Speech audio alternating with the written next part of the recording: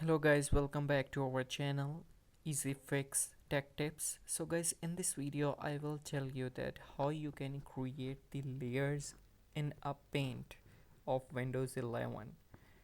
The layers just like Photoshop and Adobe Illustrator layers. So to do that, I will open the paint, and for example I write anything here. For example, I will write select a bush, and I can write anything just like that. And then if I want to create a new layer in front of it, then I have to click on layer option, then I have to click on add layer. So you can see that a new layer option appears right over here. So I just have to click on that, and then you can draw anything on that layer as well. Guys, that's how you create new layers in paint.